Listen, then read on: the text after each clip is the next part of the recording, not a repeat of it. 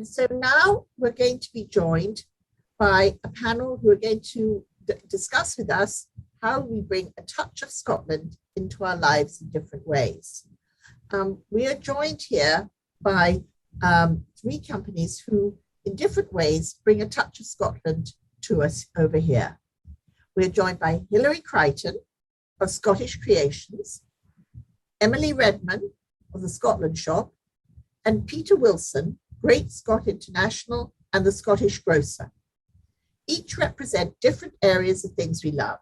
The special gift from Scotland, Tartan creations that go further than the traditional kilt, to the food in our larder. And so let us begin again, as we will hear from each and take questions at the end. So please put them in the chat room at the bottom of our screen, and we will then begin. Let me turn to you, Hilary, first. Good afternoon. So, Hilary, you established Scottish Creations in 2015 to introduce the very best of Scottish designers to the US and Canada. You are primarily an online retailer, especially in these strange times, with a particular focus on small designers and producers working in some of the more remote parts of Scotland. You are a leading advocate for the Scottish designer, and your love of what you do is front and center. That cannot be denied as soon as we begin to talk to you and hear from you. What do you see as expressions of Scottishness in 2021, and what people regard as that gift from Scotland? Oh gosh, okay. My goodness, I only have a few minutes and I could talk to you all day about this, so I'll try and be a very good girl. There's so much to say. I have a PowerPoint that I'd like to share with you that may answer some of these questions, if I could perhaps do that with you. Absolutely, carry on. Okay, so I'm going to share my screen. Bear with me, please. So I'm going to share this and from the beginning. Can you see this okay? Absolutely. We're cooking with gas. Okay. Well, hello, everybody. It's an absolute pleasure to be here today and introduce Scottish Creations to you. As Camilla said, I am Hilary Creighton. I'm the founder of Scottish Creations. So I'd like to give you just a little bit of background on the company and then talk a little bit about our suppliers, let you know why we are doing what we are doing. And I will try not to bore you. I'll make this very quick.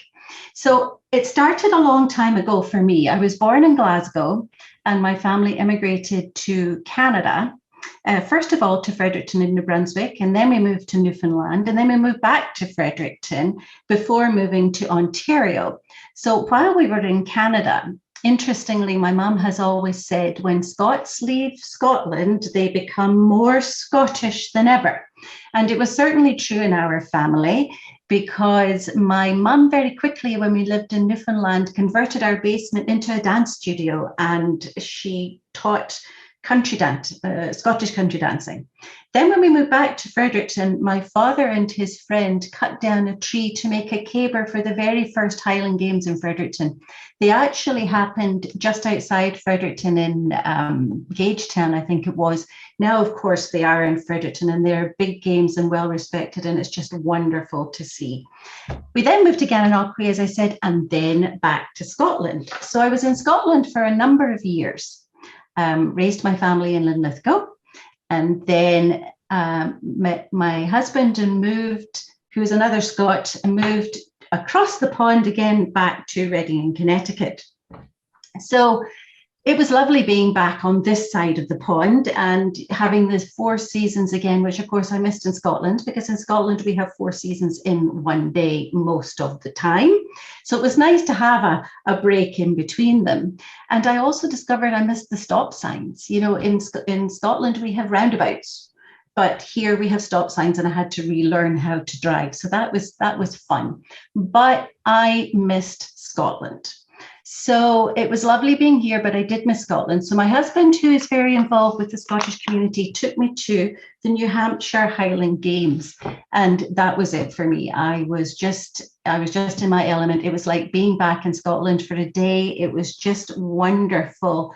For those of you that have been there, I was blown away. I thought they were just wonderful Highland Games, and the vendors were absolutely wonderful. Fabulous traditional products. But what I didn't see was the more contemporary products that I was used to seeing in Scotland on a daily basis that I'd probably kind of taken for granted of, you know. So I decided, being the Glasgow girl that I am, you can't take Scotland, you can take the girl out of Scotland, but you can't take Scotland out the girl. So I decided that was it. We were going to change this and bring some of these lovely products over. And in 2015, Scottish Creations was born. So we started to look for some independent Scottish designers. What we really wanted, and what I still want, is to give some of these smaller, independent, wonderful, creative people in Scotland a chance in North America. You know, the big companies are here, but some of these smaller people don't often get a chance. So our first one that we found is Elspeth Gardner, and she's a wonderful lady who lives in Glasgow and converted her garage into a studio.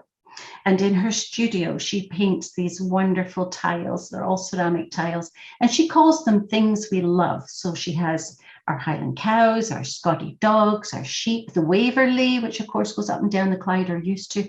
So she's wonderful, and she has been with us since the very beginning. At the other side, we have Anna Mcneil, who I will tell you about very shortly. She's our latest addition. And in the middle, of course, I've got the World Peace Tartan that was designed by Victor Spence, standing at the back there. And I'm quite sure that the gentleman in the front needs no introduction. Graham McTavish from Outlander, who is nicely modelling the World Peace Tartan. But its message of peace resonates with me. And hence the reason it's in the middle. It's central to Scottish Creations, and to me it's very important. So going back to our designers, we did find many, and every small business we work with is different. So we have everything from jewelry to chest sets, to handmade cowls, to beautiful Harris tweed capes, to handbags, to wallets, and of course just about every accessory you can imagine for the home, with some of the things that are really iconic, you know, our little Scottish crofts, our Highland cows, and so on and so forth. So we do have a variety, and I try to make sure that we do have that broad range so that there's something for everybody. Now we have got suppliers all over Scotland. So this star up here at the top, will try and not make you all seasick here with my mouse going. This one up at the top is Orkney. I could not find a map that had Orkney in it that was able to explain where everything was. So bear with me. So the little yellow star up here is Orkney. And that is where Sheila Fleet Jewelry and many others of our suppliers work from. All the other stars that you see, so around about Angus, through the central belt here, Ayrshire, down in the borders, in Skye, in Mull, and of course the Outer Hebrides. Next stop this way is America. So we do have suppliers now all over Scotland, and it's wonderful. We really enjoy being with all of them. We have a lovely relationship with them all, and I just love to show their products over here. So just to give you an example of some of our suppliers. So the first one I picked for you, so that I don't keep you for too long, is Angel Share Glass. Oh, I'm sorry. I scooted on there too quickly. I must leave my mouse alone. Angel Share Glass, and it's the brainchild of Karen, standing in front of her Christmas tree here with her father. So the two of them own this company, and Karen named her company after the angel share. And I'm sure most of you know the Scottish legend of the angels getting a wee nip of our whiskey, because there's always a little bit missing after it's been distilled. And back in the day, they didn't really understand why this was the case. So they decided it was the angels that took this. So that legend has stayed, and there's always a little bit for the angels to this day. So she called her company the Angel Share. And her father, he is the master glass blower, and he creates the most wonderful whiskey water droppers, which are down here in the bottom left of the screen. On the top of them, he'll put either a pot still, which of course is what the whiskey is distilled in, or a thistle, which is our national emblem, or the angel for the angel share. So you can drop 1 drop of water at a time into your whiskey. And that, of course, is what the whiskey producers will tell you to do, because it causes a chemical reaction and releases the flavor and more of the aroma. But of course, we all have our own way of liking whiskey. So you can put as many drops in as you want. We won't tell, but they are there. They also make these wonderful whiskey tasting sets that are displayed on a stave from an old whiskey cask, which is quite wonderful. And it includes the dropper and a Glencairn glass. And I've also popped the angel up here from the Christmas tree, because it's just so lovely. And again, hand blown, and she is holding her own pot still, which is very important. Angel's Share they are situated in Bridge of Allan, which is just outside Stirling, and the little star in the map, going towards the Highlands, but not quite there yet. And again, just a wonderful, wonderful company. So that is Angel's Share. We also have Anna Mcneil, who I mentioned right at the back at the very beginning. She is our newest addition, and I am just so thrilled that we have been able to bring her over. This is a picture of my daughter with Ruth, who is the grandmother of Anna. And she was speaking to my daughter to try and work out how we could do this, how we could bring these over, because she's a small independent. She works with her granddaughter, and they make these wonderful capes. She lines them with the softest materials, so they're lovely and cozy, and even the buttons that clip them together are handmade in Scotland. So it's a wonderful addition to Scottish Creations, and when we finally worked it out, I was just delighted that she is here. They're based up in Inverness, as you can see from the star, quite far up, and when you speak to her, she's got that lovely lilt, that kind of Highland lilt to her accent, which I could just sit and listen to all day. So that's Anna Mcneil. We've had her since October, and it's just a wonderful addition. Kath Waters is one of our artists. Oh gosh, I've done it again. Is one of our artists that we have.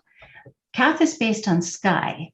And so many of her prints are from Skye or from the Highlands that are near enough for her.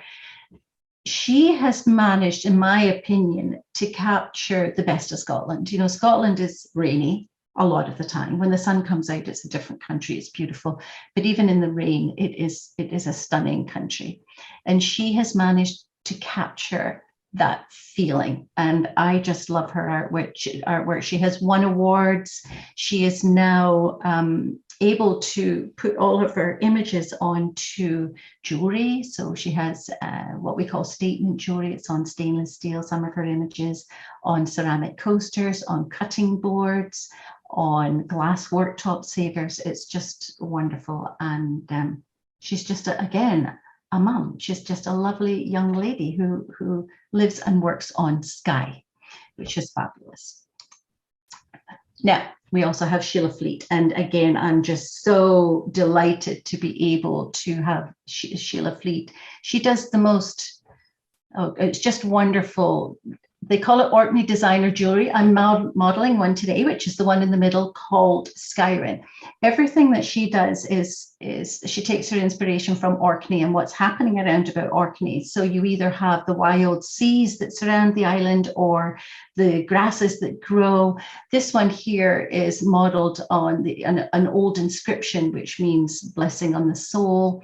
The one next door to it is pebbles on the beach. It's just beautiful jewelry, solid silver, and she just makes such a wonderful job. Now, again, she's based in Orkney, which is up there off the map. And she also received her MBE, and I think it was in 2015, for services to the jewelry industry. She really is a wonderful, wonderful lady. So we've been very fortunate to have her as part of Scottish Creations, and delighted with that.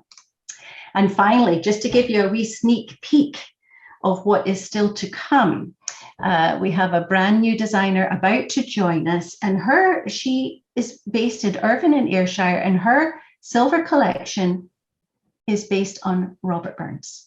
And this particular necklace is A Fond Kiss. And when I saw this, I was sold. I thought, this is just wonderful. The whole Scottishness plus the A Fond Kiss going around it.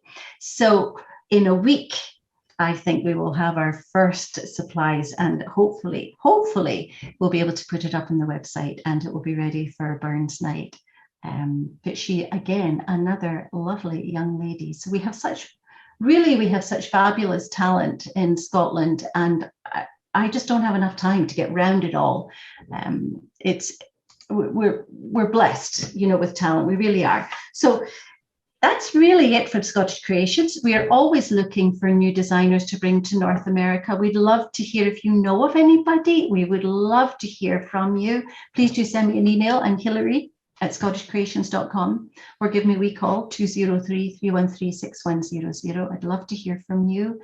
I hope, Camilla, that this has answered your question.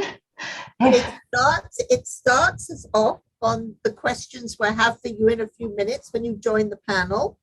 But your passion for this is undeniable. And the fact that you are managing to work with these small suppliers, which is a very challenging thing, because I've worked in importing and wholesale myself in the past, is really wonderful that you're doing this, because they have limited quantities, and that has to be understood. Yes. And so this is, and one needs to give them lead time. One needs to have patience with them. And you've really explained this and made this a very unique company. So bravo, and onwards we go. So we will come back to you in a minute. Okay, thank you. I'm now going to turn to Emily Redman, and from the Scotland shop. Originally from Fife, Emily joined Scotland shop Tartan team in 2014, having completed a degree in woven textile design at Harriet Watt. Emily currently leads Scotland shop's marketing, but in early 2022, you will be joining us in North America to lead Scotland shop's first US store in Albany, in her new position as international brand manager.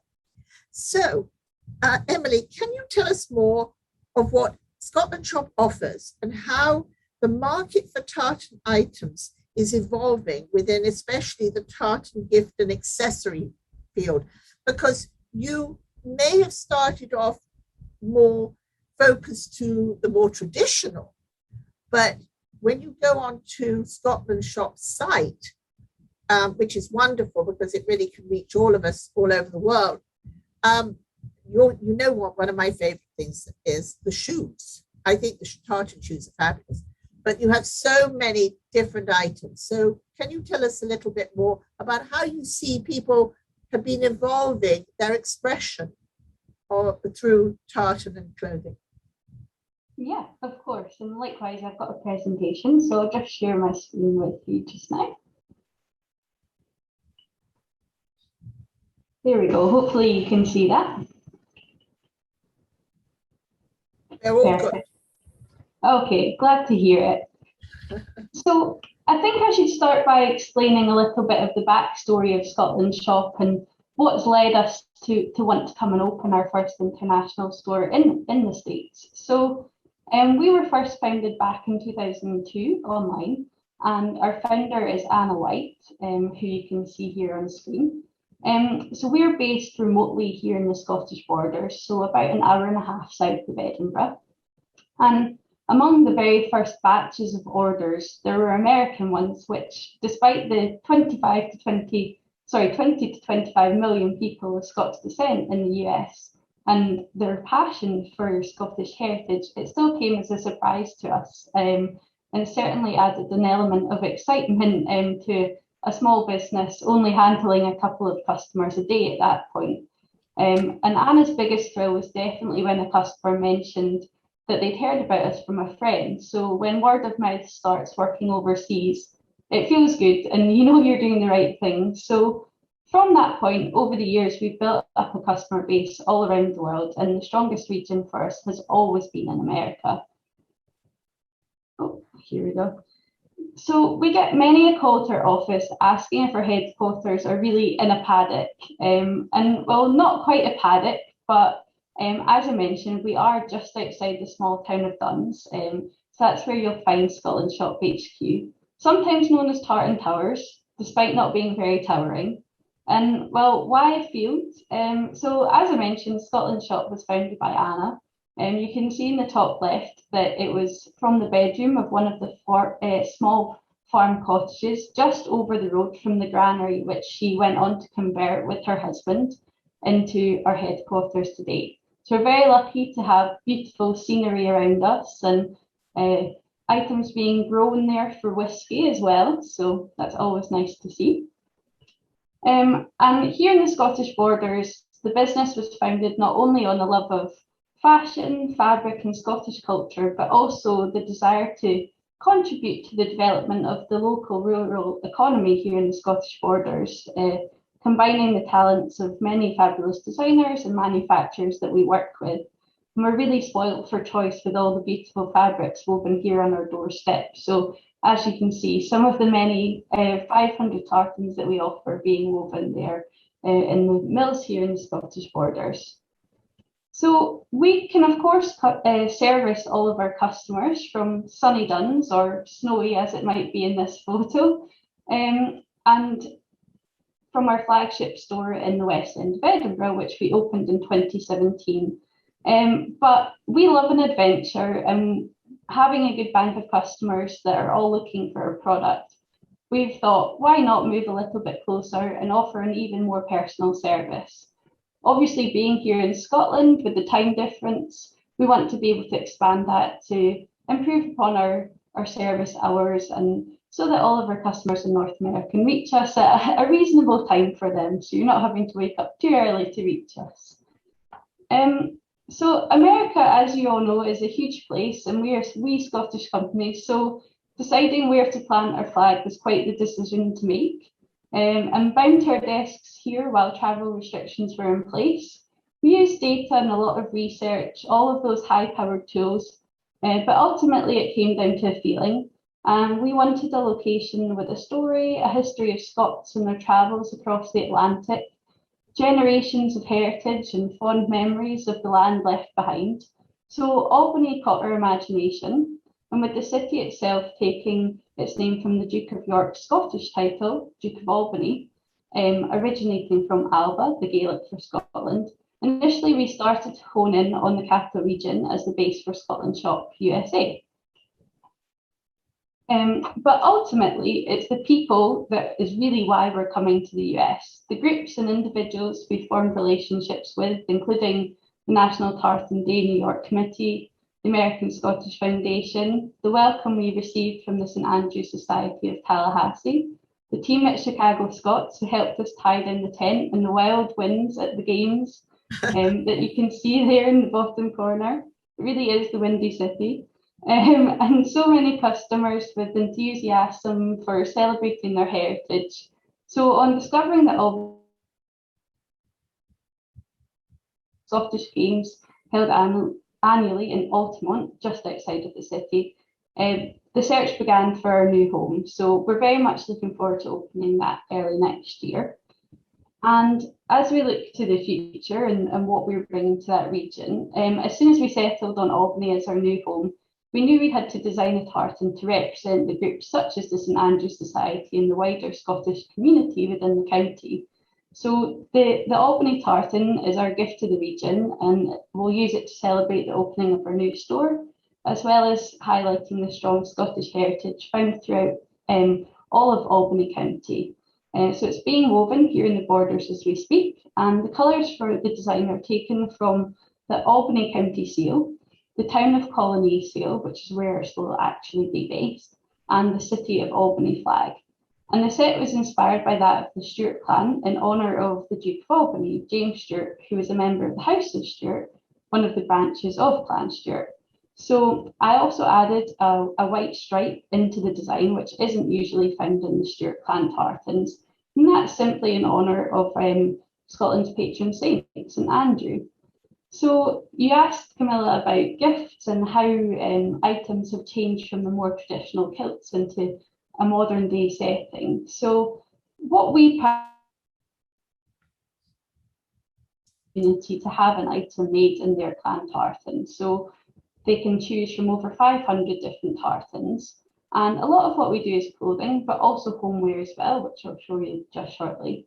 And Camilla, as you mentioned, a lot of people will think of wearing tartan as maybe what their grandparents or parents wore, with the traditional heavyweight, scratchy wool kilts. And yes, we want to honour those traditional items, and we still offer those items. But I think for us, we find it important to be able to show people a way to wear tartan in a modern setting to keep that interest alive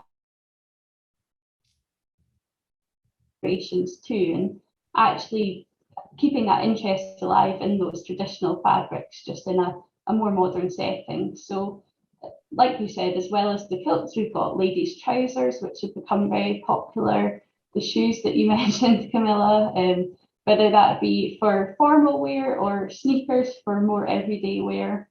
When I was with you, Camilla, just last week, I was wearing my very own flight jacket and my university tartan. So yeah, really we want to give people the opportunity to express their Scottishness in whichever way they want to, and whichever tartan they want to.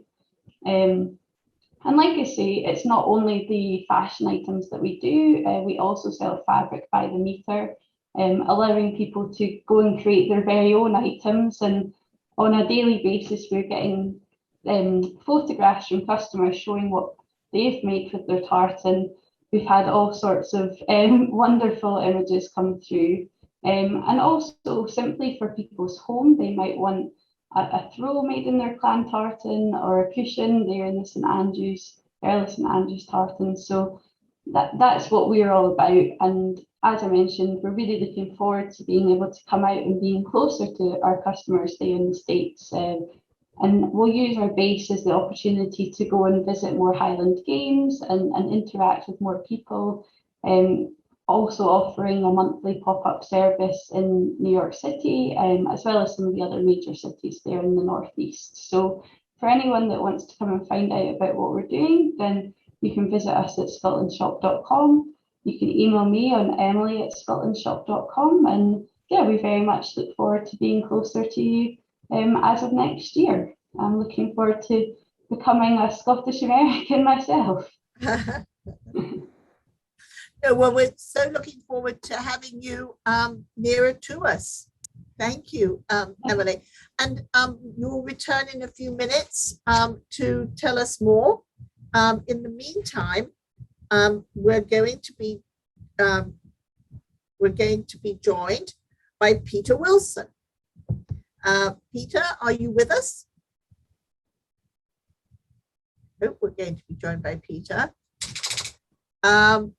Jamie, is Peter with us? Yeah, I'm here. Oh, good, Peter.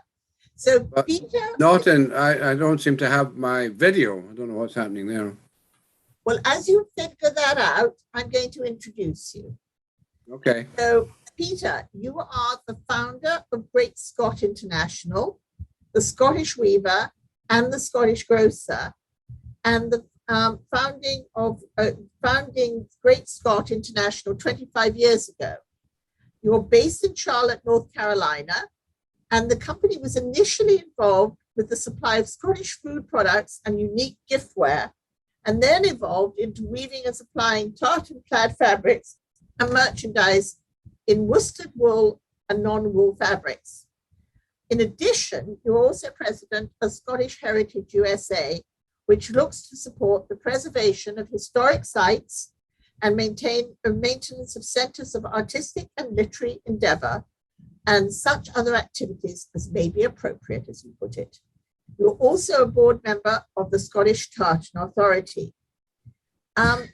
Peter, please can you tell us more of all you're doing, in particular around what you see within the Scottish Grocer, as you are a one-stop shop for the Scottish larder, as I put it, from iron brew to Mrs. Bridges Dundee marmalade to haggis chips. You are the importer for all of these things. And I'm sure that with Amazon and the pandemic, it's exploded in ways you did not expect.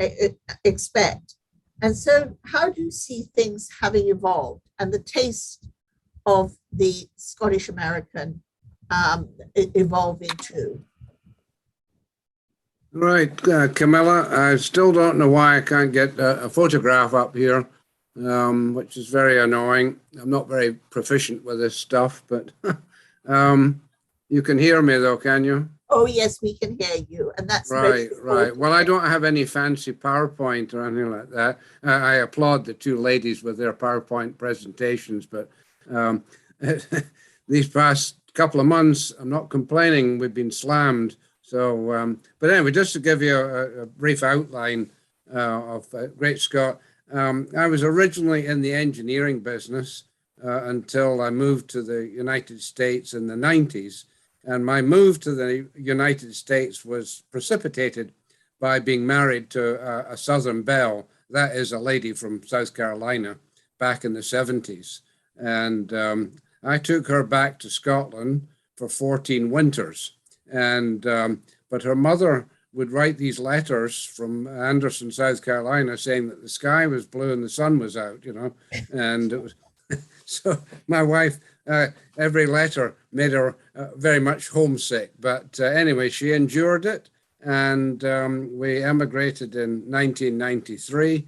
I was still doing the engineering business, but in the mid-90s, when the internet was starting to really become accessible, I decided to start my own business. And I think it was my son that gave me the idea, why don't you call yourself Great Scott? You know, so, well, okay, Great Scott. So my tag plate of my car is GR8 SCOT, in case you see me on the interstate somewhere in the country, that's me. Am I being heard, or am I talking? Oh, yes, I can hear you, but we can all hear you perfectly. Okay, I'm really annoyed that I can't get my picture up, and somebody, Bill sent me a thing, said, no, my camera's not blocked. So I tested it before I came on board. Anyway, so the first thing I did was I went to a Highland Games that had just started here, just outside Charlotte. Although way back in the 70s, I went to me, the best venue in the whole of the United States is Grandfather Mountain. I've been to Loon Mountain, I've been to Pleasanton, I've been to all sorts of places, but I'm telling you, and you know, Camilla, that Grandfather really has the right kind of ambience. And it's one of the few games that actually does have track events, etc., which is quite important. You have little kiddies doing a kilted half mile around the track and things like that. It's now become a 4-day event, and it's well worth it. The parking is horrendous, but if you pay about $600, you can get a named parking spot. They're limited in their supply, though. So I went to these games, and I saw that there was a need for tartan fabrics, but the ladies, and it's the ladies that really buying the tartan, they did not want the cost of worsted wool, because they were going to make table runners and all this sort of kind of thing, and kids kilts, etc. So I found a source here in the United States that would weave 100% cotton, and so I got into that. That's how I got into the non-wool side. But I also pursued the worsted wool, and teamed up with Ingalls Buchan way back, I don't know, 15, 16 years ago. Their distributor at that time decided to withdraw. So there was an opportunity, and Mr. and Mrs. Brown came over and interviewed me, and then they went back and said, okay, well, we want to set you up as our US distributor stockist. And that's been a very successful relationship. Now, that side of the business probably is about 25% of what we do nowadays. The other 75% is related to food products. And we import I started out buying from some supplier out in Arizona or something like that. He was bringing in things, and so he would drop ship retail orders for me. But I worked with a guy in Scotland by the name of Dave Ritson, who had started his own business after he left Scottish Enterprise. And for a number of years, he was my agent, as it were, over there. And I was working through a third-party importer until eventually we started doing our own importing. So we bring in about, maybe 15 to 18 40-foot containers a year now. So one coming in on Monday, actually. And we also offer space on our containers. We call them co-loaders. So we have 2 or 3 co-loaders that we offer them space to fill up the container, because the last thing you want to do is ship a half empty or a half full container. Doesn't make sense. And talking about containers, the impact of COVID has had a serious impact on our costs. The cost of a container has doubled. A year ago, we were paying $3,500 just for the container. That's nothing, all the other things, insurance, that's all extra. But now that's up to $6,500. Still less than what people are paying for containers coming from China. And the reason I say that is that one of our major products is Gardeners of Les Mahego. They make a range of vanilla fudges and whiskey fudges, etc. And I'm so sorry I can't get the camera because I've got a lovely background here of an array of my products. But you can go on to the scottishgrocer.com. You'll see them all there and more.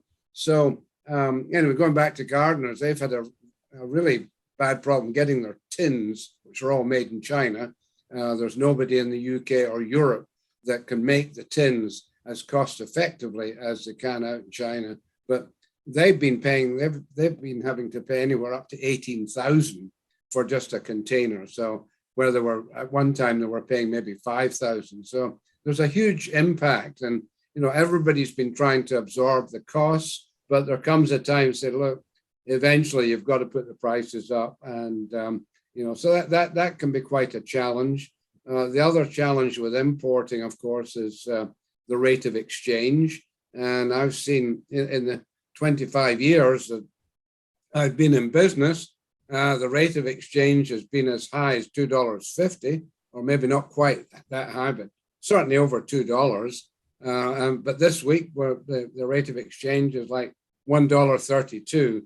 Big difference. And that's always a challenge when you are pricing imported goods.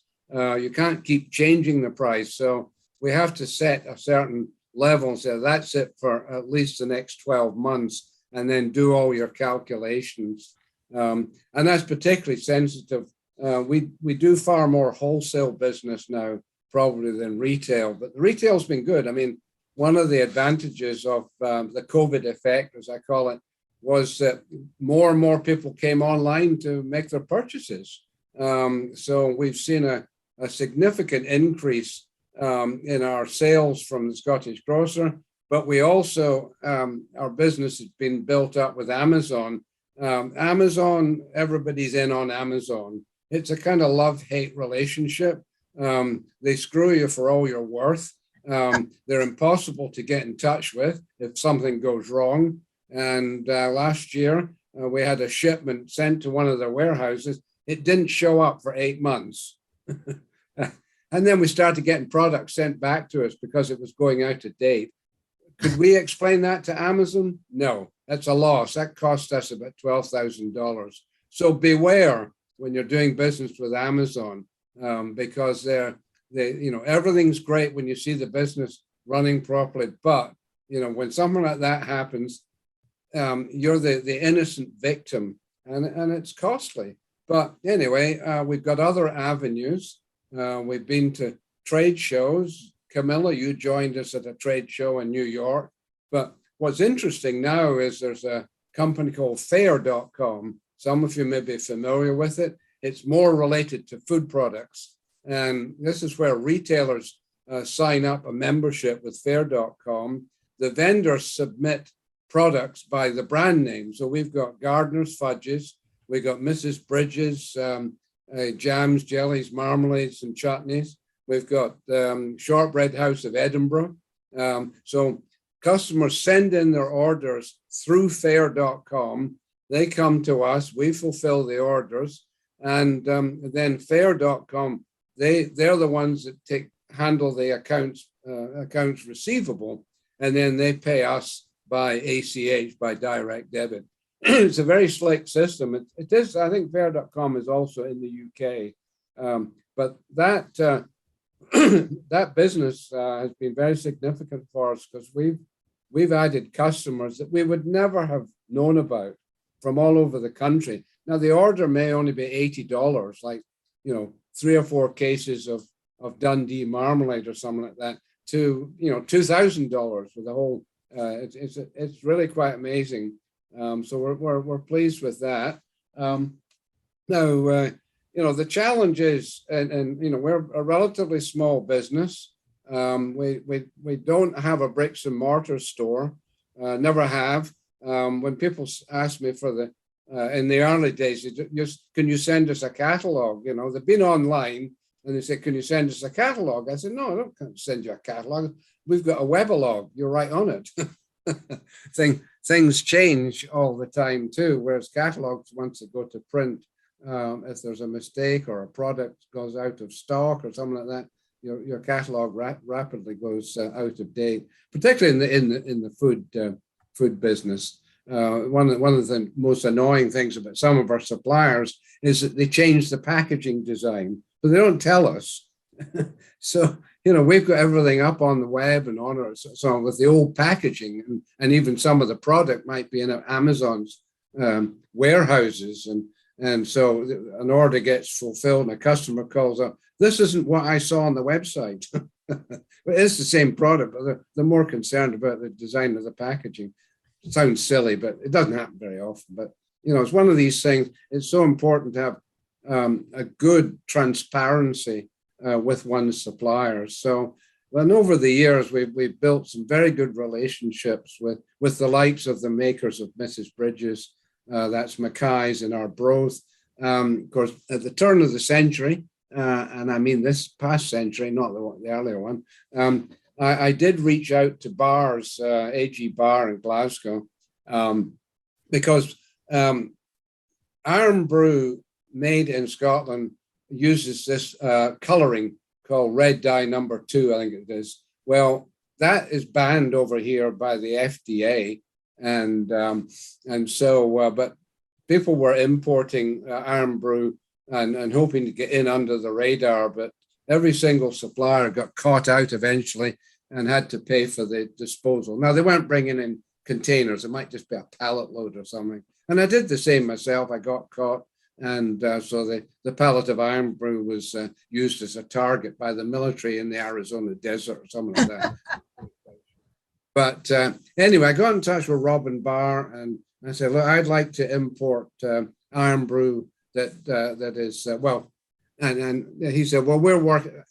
I haven't quite got this story right, but anyway, it's about a year later, I got an email. It went out from AG Bar to all sorts of people saying, we've now formulated a recipe for Iron Brew without using the red dye. In fact, the dyes that they used came from a US manufacturer.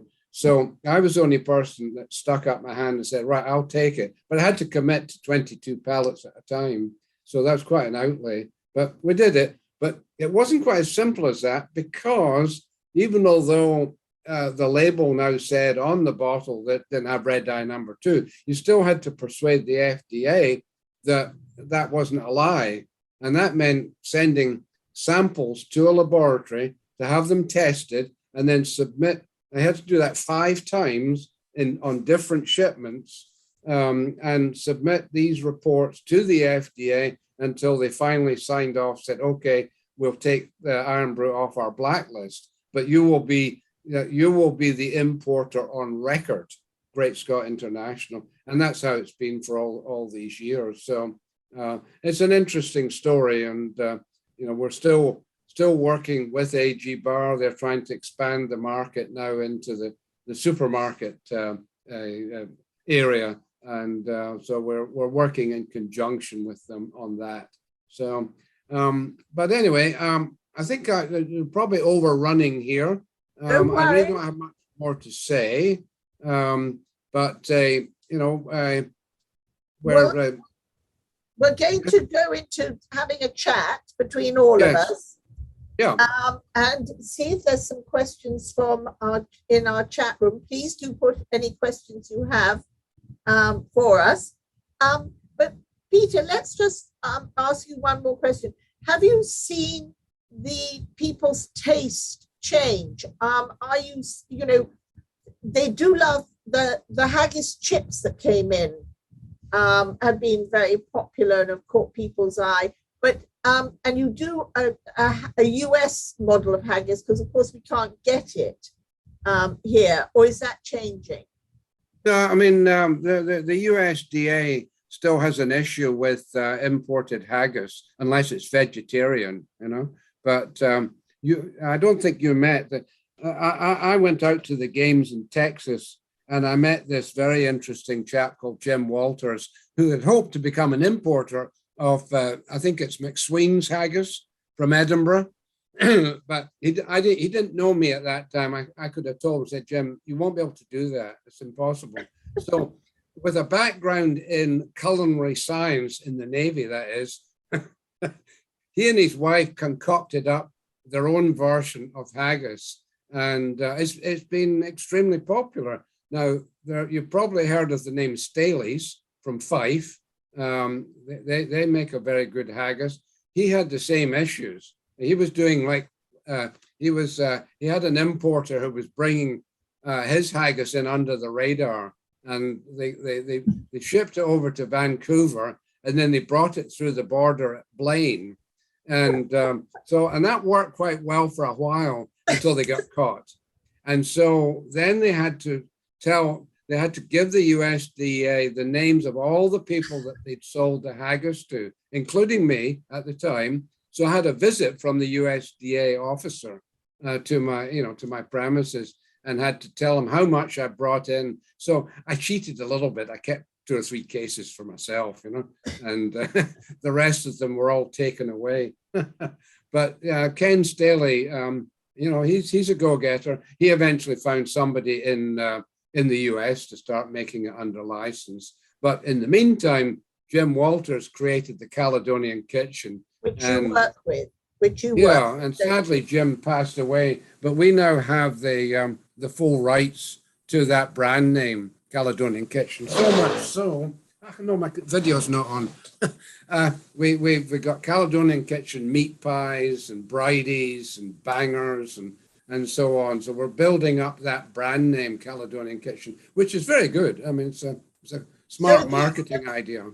So the foods are a growing area for you of the patties and the fresh foods, and people are hungry for that taste of Scotland. Well, they are, and I mean, they're also going to have a sweet tooth, We've got whiskey fudges.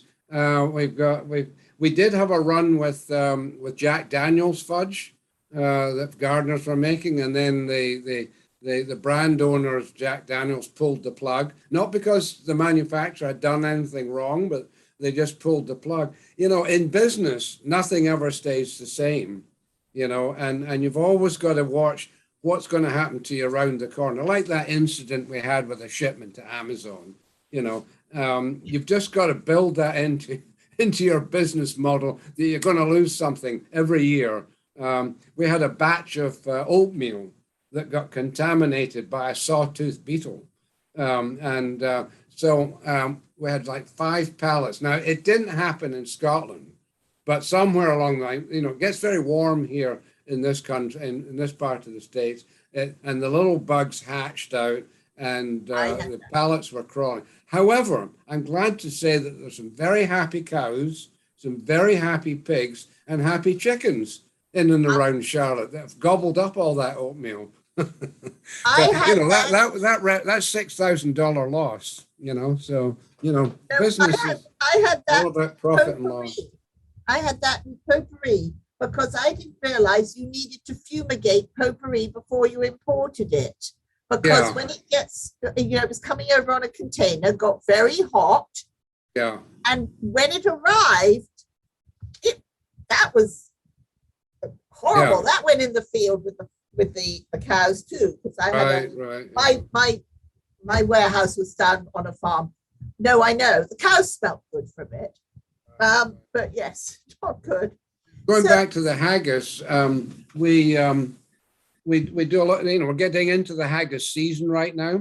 So we've had people out there hunting, just outside our front door. But no, seriously, we've got lots of, last year, there were virtually no Burns Night celebrations. There were Zoom Burns Nights, Yes. But this year things have changed. So we've been sending out ceremonial haggis to all sorts of organizations. But the other thing too is gift baskets, big deal, and people have gotten accustomed now to, I can't be bothered going to the mall to gather up things and then I've got to buy a gift bag. Why don't we go to the Scottish Grocer? They've got lovely things.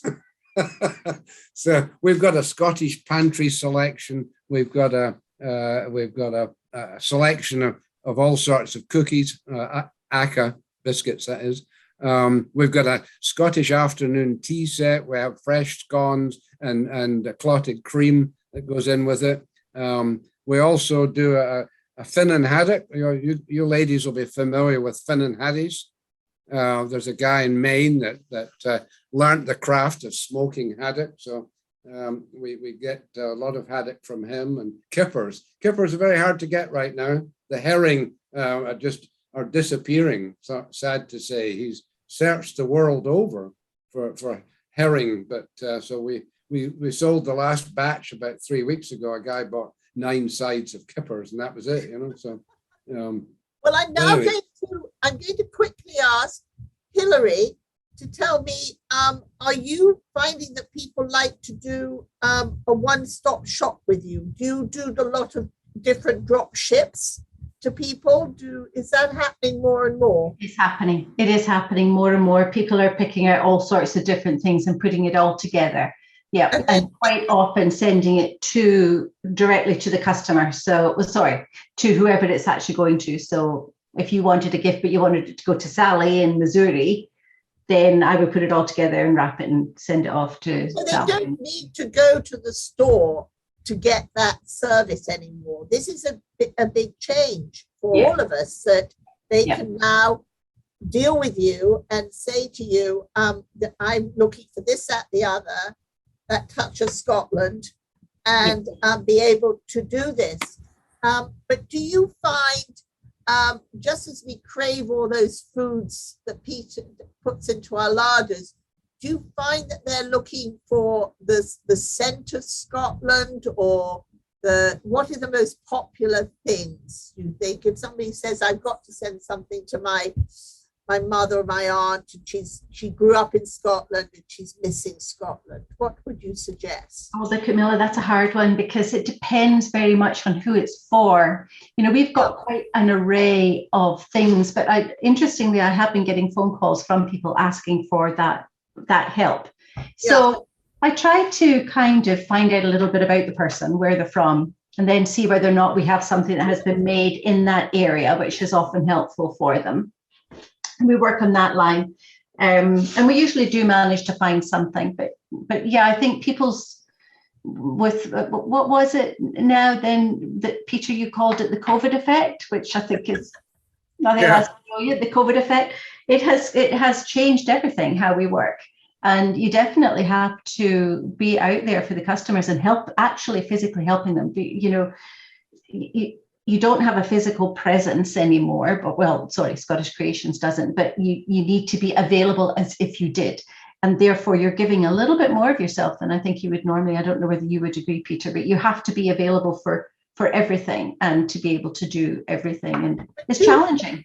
But all of you, all three of you, are also working closely with all of us as diaspora leaders.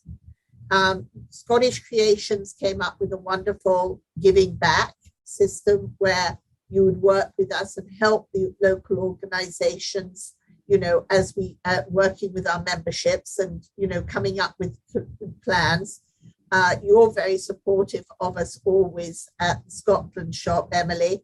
And also, Peter, you're one, we work on lots of different ideas around the gift baskets. I mean, we all work together to amplify what you're up to. Yeah. Because it is a strong Scottish diaspora, that is here and wanting things. Yeah, yeah, very much so. I would agree with that. And helping each other out, why not? Because we're a big community, but we're actually a small community. So let's all work together. But you're so right that when you're away from home, you become more Scottish, English, Irish, whatever, than Definitely you were when you were there. And it goes right the way back to the earliest days, which is how all of these organizations, St. Andrews, etc., started. They brought news from home. And these communities grew up for that reason. And I remember talking with a big banking partner who said, I never realized that our greatest asset is we're a Scottish bank. We were always the world bank. He said, when I got here, I realized when I started working with all of you, my greatest asset is for us to be the Scottish bank. We're Scottish, absolutely. And when, Emily, you must be finding the big change, I think, is that people don't just wear their one tartan connected to their family anymore. They now have, they will wear regional tartans or or the peace tartan or something they connect to. Oh yeah, definitely. I mean, still a lot of our customers are looking for, discovering their Scottish heritage, and that's a big part of what we do, is that if they're not sure which tartan they do have a link to, in a similar way to Hilary saying she would help a customer find the tartan of their region, we'll do that as well and work with that customer to discover if their last name is a sept of one of the larger clans, or where there is no clan connection, like you say, if there's a regional tartan, or perhaps just if they like a particular colour, then we can suggest some of the more modern designs. There are also some Scottish American tartans, so there's the United States St. Andrews tartan, the Illinois tartan, which is linked to Chicago Scots. We're working with the American Scottish Foundation on weaving some items in those tartans. So there are lots of options out there for people, and like you say, whether it be linked celebrate. I think that one of the ones that I enjoy seeing the most is when I go up to New Hampshire to see all the police are wearing the kilts of the New Hampshire tartan. Yeah. And on their segways. That must be quite the sight. And I think it's wonderful to see how it's being embraced by the communities and youths. So where do you think we're going next? Peter, what do you think is the new trend in food for you? Do you see a lot of people being very concerned by how it is being produced? The eco factor, for want of a better word. Is there a lot more awareness, you feel, in people wanting to understand that and know of that? Well, one of my pet hates is styrofoam, or polystyrene, I think we sometimes call it in the UK. And but to be honest, some of the manufacturers are having some real issues in supplies of packaging right now. As you can imagine, a lot of the packaging is made in China. So I've been talking to our suppliers, the people that make our meat pies and so on. I said, look, you guys, you really need to get off these styrofoam trays. There are products out there. Now, they're going to cost more.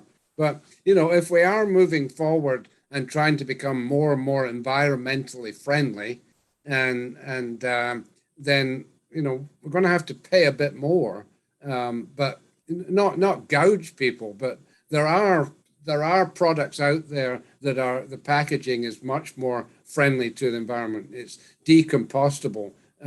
In fact, one example, I buy eggs at the grocery store as long as the container is made of cardboard, that pre-processed cardboard, because what I do is I tear it up and put it in my compost. I'm a keen gardener, you might guess. Look, I just wanted to make one plug here, unrelated to my business, but the two ladies there might be very interested and may know it. The Scottish Tartans Museum is based in Franklin, North Carolina, and I'm not sure if you're familiar with it. Raise your hand if you're familiar with it. No? Well, I urge you one day, it's a bit of a destination, but they have a magnificent display of a tartan apparel through the centuries.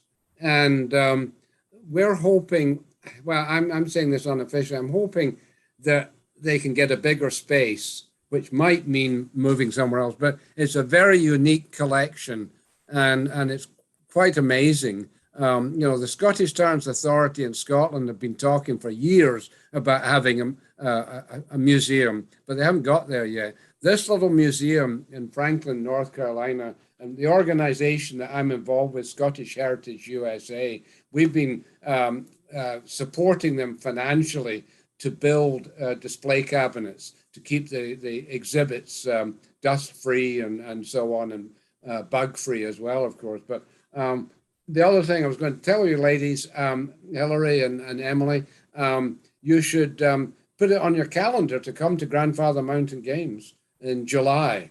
It's the weekend after July 4th. It's a great event. Camilla can vouch for that.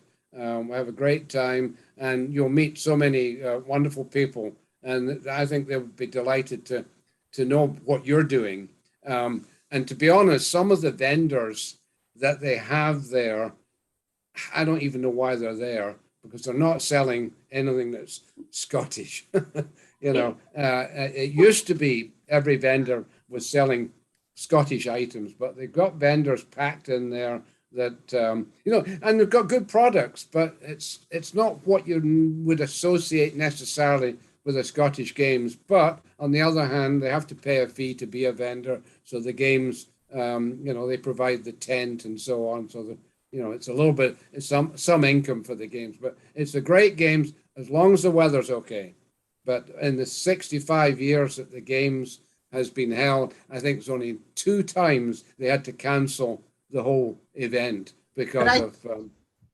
But Peter, I do have to remind them that the parking that you mentioned is a very big key factor. It is. It really is. That one is a challenge, but it's a fantastic games. And what I was going to also say, Emily, is that don't you think it is, I mean, there are a lot of people who aren't interpreting tartan in the purest of ways. I mean, they're making wonderful, long, dramatic skirts and doing this, that, and other that have no historical, real classic reason to them, but they're fun. Or the little mini skirt, mini kilts and things. And I love the women's trews. You don't mind that, do you? I think so. As well. Yeah, for us, I mean, all of the fabrics that we are making those items from are traditionally woven here in Scotland, and there's a traditional fabric. So for us, as you say, it's just a modern way to be able to share that heritage, and I think it keeps it alive for future generations who might not want to wear the heavy kilts, but if it can encourage people to wear it, and if they weren't sure about wearing a kilt, if they'll wear the trousers, trews, or sneakers, or a smaller accessory to get them into it and to share that with their family and friends, then yeah, I think that's a great introduction and a way to continue to share, everyone's love of tartan and all things Scottish. So yeah, absolutely. Any way they want to wear it, then we're all for that. Now, is there a closing remark you'd each like to make about what you're doing and how you hope that all of us here in the United States and in North America can enjoy your products? Maybe tell us how to reach you, etc. Hilary, do you want to lead off? Sure. Yeah, sure, absolutely. You can reach us at our website, scottishcreations.com, or I'm always at the end of a phone and very happy to talk things through with you. If you would like to see something in person, I also can show you. We can organize a Zoom call or a WhatsApp video or a FaceTime, whichever suits you best, and I can show you the product. And I think that's sometimes really important. You know, it's difficult to buy online. People do like to see, so we're very happy to do that. Send me an email, phone me, absolutely, and we will be here. And looking forward to speaking with you. And Emily? Yeah, likewise, we're online, so scotlandshop.com. During the pandemic, we also started doing virtual appointments where we weren't able to have people visit our Edinburgh store or for us to come out to host pop-up stores. So we'll continue those. They've been very popular and a great way for everyone worldwide.